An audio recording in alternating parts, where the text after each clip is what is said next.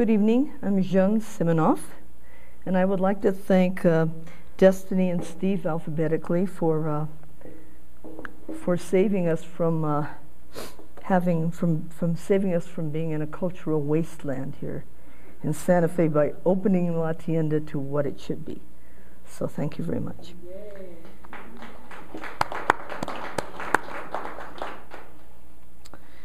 I'm going to read you some poems, surprise, from my chapbook 13, and one from a literary journal. And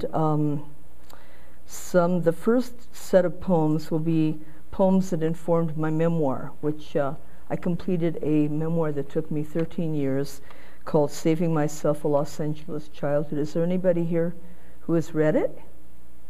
1, 2, 3, 4.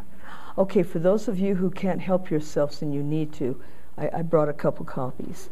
But anyway, the book 13, there were poems that were the impetus and almost the hieroglyphics for the memoir I see now, looking back. So I'd like to start with the first one, which is called For My Mother Who Died Without Warning. Daughter, I look for your remains in marble, floors, walls, fronts of crypts caged behind a 2-inch slab faced with your name. I bring flowers, gather water for the vases no longer there, and search for some down the row in places not used, rings that hold them dusty, vases dusty, memories all dust and in the coffin. How can I exhume more than isolated facts and recreate a whole from decomposed matter? You're a handful of dust, unable to mix with water. What do I expect? Some part of the sky to crack open and hand you to me, creating a facsimile when even your books, Molière, Count of Monte Cristo, in French text, mold, show age, fade in places, or just plain disappear. What I have now are musty smells only books hold, not odors a child identifies. Something about the air the morning you died, my memory of you before words, in my crib, cover binding, trying to claw my way out and run to you as you called me. Mother. It's too bad I couldn't leave a note like a suicide. But I will sneak these last bits of me between pages of my favorite books. Scatter hints around the country so you will not walk into places a stranger. It's a puzzle. Place all pieces out in front of you, my memory, how my smile looked, picture of my hand holding your hand. Think of it as a scavenger hunt, with these fragments a map, a language that mirrors early morning with some sand left in your eyes.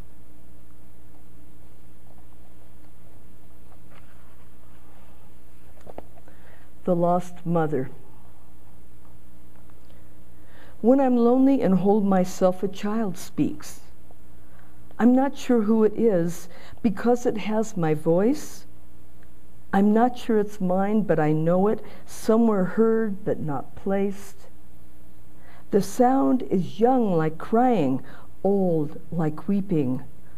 A child doesn't bring it from that deep, full yet empty. It follows, calling me by names no one else knows, like mother, other, child, an other, neither, either, summer, time to play by the lake, the shore, the beach.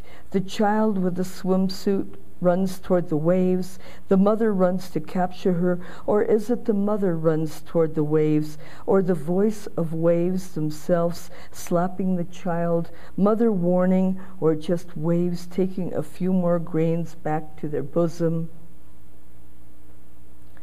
The me, the voice, the neither, the lost mother, the mother lost to me, the child lost, the lost child, or just the waves, the sea.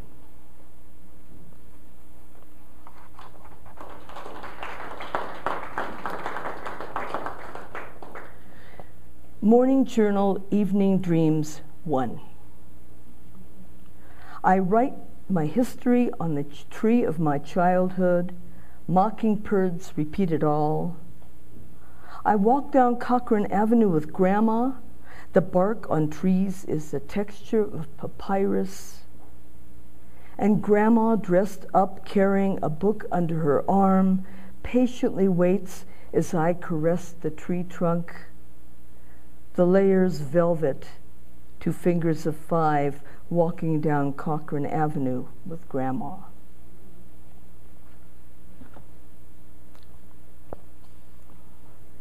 The second part of my reading is are poems of my relating to the world.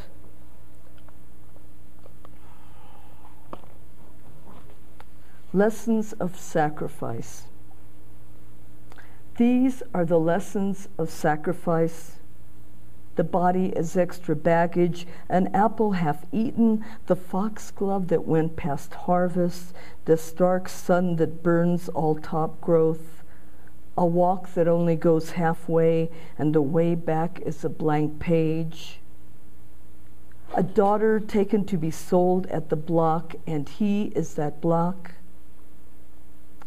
It is a story of love promised, then pulled back on a string to a cage. She is trapped. She is the woman in the leather mask, malleable at dawn and then dried, parched, hard, and unmovable. She gladly pays to step away. It is her second wish, no more. The first one is dried back in the body before tides that move one to birth. It is ripped out in a carcass not quite dead, just lying there. No struggle. Salvation never comes. Who is she kidding? That constant counting of beads, insistent repetition of my father, my soul, her ripened fruit squandered on a prayer. That was her first wish turned sour, like the soil that has the dead for filler. It is a city after disease. It is in this direction she moves. Don't ask anything of her. There is nothing left but breath, and this she begs to stop.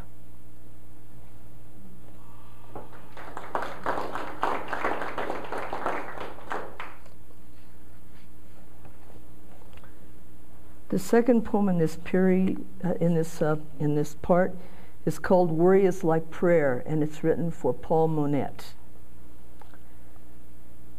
You frighten me with your real feelings, not like a Broadway play where illusion is all and the dead man appears pop-up style again in the second act.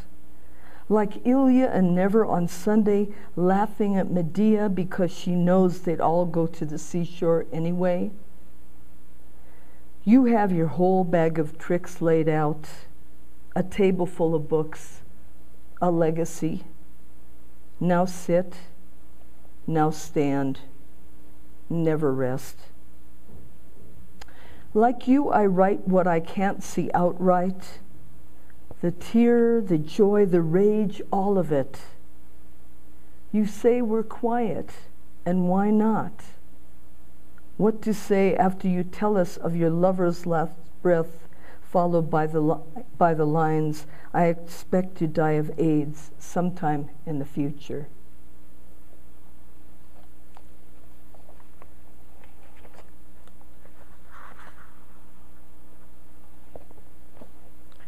This next poem is called Leaving Home, Stockholm, 1963, a poem for Gunilla.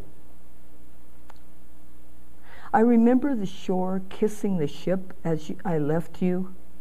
I don't know why I cried. I know it would have been different to leave by plane, first on the ground and then, with a big leap up past who I was, transplanted 12 hours later on a different shore. But by boat, it's slower leaving. I wave goodbye as the shore gets smaller, taking its own bittersweet time.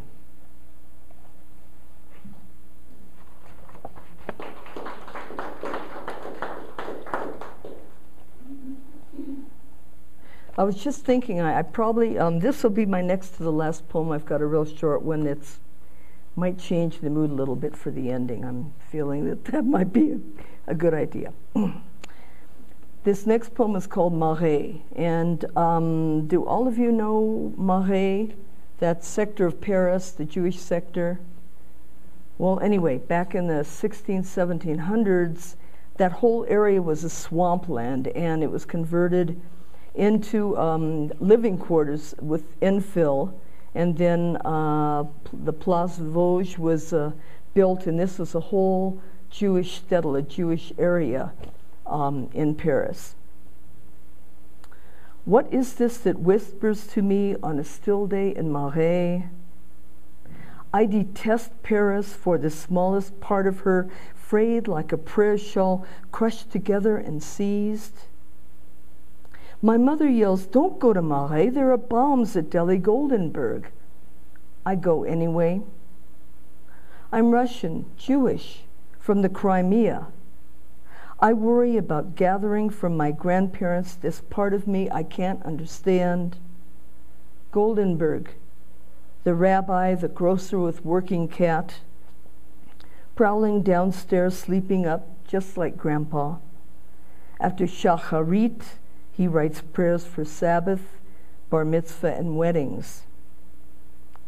Stoic and solid, queens of France, frieze and circling gardens, 16th century vestige, markers, icons, yet just blocks away, not even 50 years of rain coming down, can he face blood, where screams are herded into streets toward boxcars of slaughter. Marais, I will capture what I crave and exorcise camps, dragging of bodies, burning of dreams. Give me back more than those names written on walls, memorial of Rose in a mosque hidden behind Notre Dame.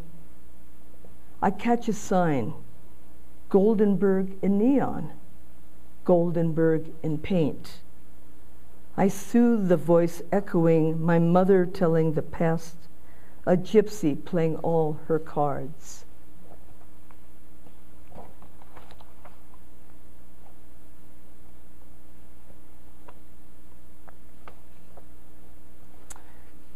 And for my final poem, Beginning of an Epic. Since my mother's known about me, she's always wanted me to meet a nice Jewish girl, a daughter-in-law who keeps the Sabbath, she says. I always choose the ones whose grandmothers are members of the DAR, the ones with blonde hair and freckles.